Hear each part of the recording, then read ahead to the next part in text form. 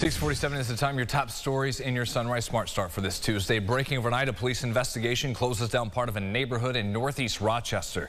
This is video we picked up from that scene at Rosewood Terrace and Greeley Street. We have reached out to RPD earlier this morning for more specifics on what exactly the call was that took officers there. We did see police for a time being picking up what appeared to be shell casings.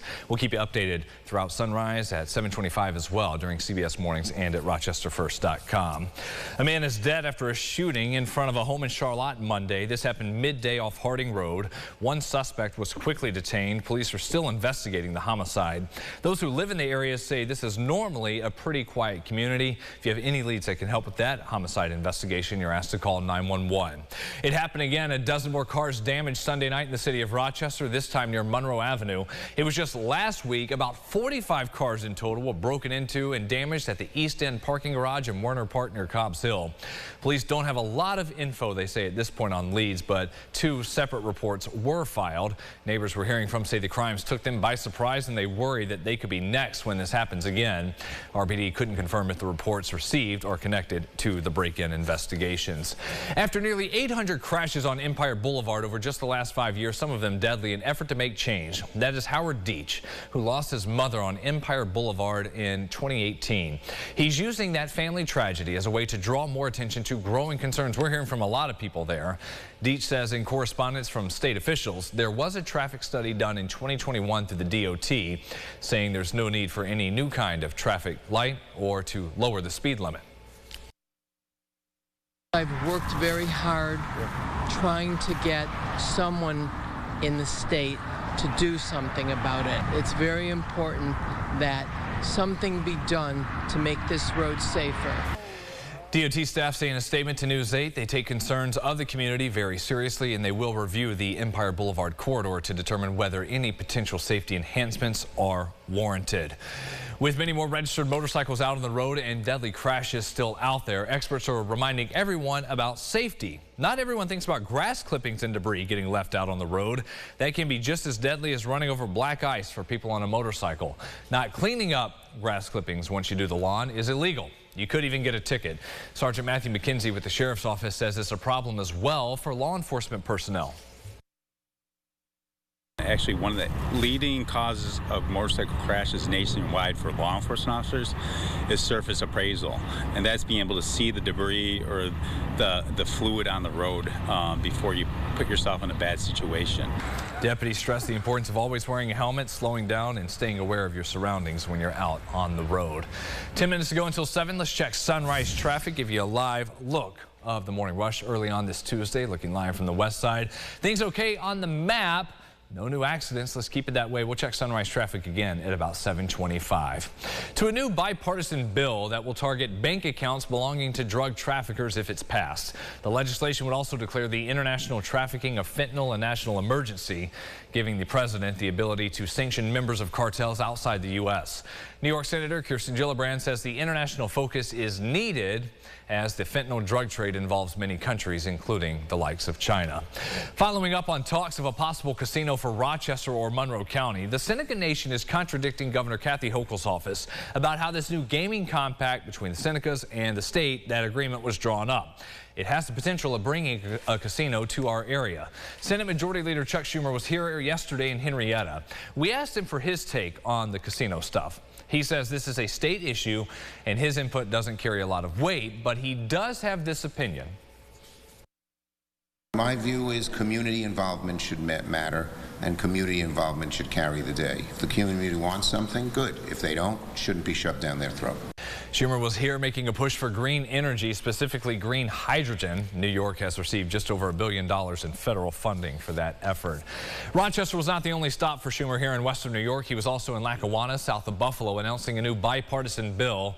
It's called the Onshore Act to bring work sites for companies back from overseas. Schumer says plenty of businesses want to work from out of western New York, but there aren't enough sites there to house the businesses and their staff. He adds the legislation would address that by offering $100 million a year to the program through federal grants. A reminder, the Straw Museum of Play is closed through the end of the month in preparation for the grand opening for the new expansion. That 90,000 square foot area will be the new home of the World Video Game Hall of Fame. It features life-size games and all augmented reality experience as well, and a whole lot more. The grand opening will include the neighborhood of play, an apartment housing site behind the Strong, in a hotel. The June 30th ribbon cutting will be held that afternoon at 1. Lollipop Farm is launching a new capital campaign, a projected $20 million investment for what the group is calling a transformation. It is designed to help Lollipop grow and expand. Staff at the animal welfare facility explain a 2022 call when 800 animals were recovered, as well as the rescue operation of 10 horses just months later revealed the need for the growth. Lollipop is hosting a groundbreaking Thursday morning, announcing a gift to kick off that campaign. A day full of celebration and reflection as well, as the U.S. marked the official day enslaved people in Texas learned of their freedom back on June 19th, 1865. Juneteenth was federally recognized as a holiday in 2021. Just last year, the city of Rochester followed with its own proclamation. At Genesee Valley Park, you see this footage. Runners and walkers were taking part in the annual WROC Juneteenth 5K. It was the event's 7th year, and organizers say the turnout has been incredible.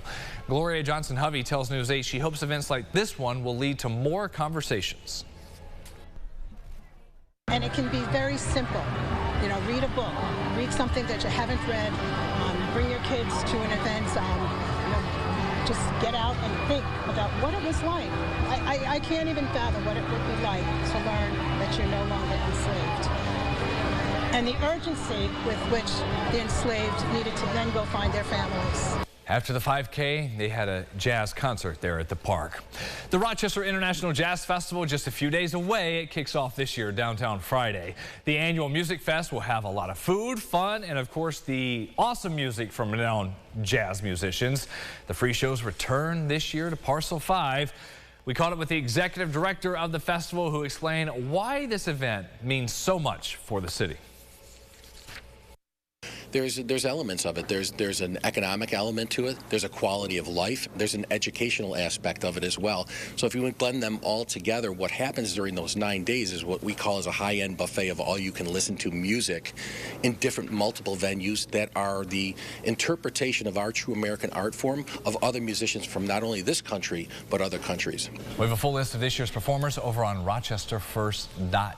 Of course, we'll have to be watching the weather for Friday and this weekend as it gets going for 9 days. We still have the bus stop forecast, though. Still have the bus stop forecast, yes, as we get going and make our plans for heading into summer. Tomorrow is the first day official 10:57, I think is the exact time, but we'll call it generally the whole day, the start of summer. So partly cloudy skies this morning in the 60s, couple of rain showers to our south that are starting to pop up, and then the return home about 1 or 2 o'clock will be breaking into the mid-70s, upper 70s this afternoon. I'm going 79 today.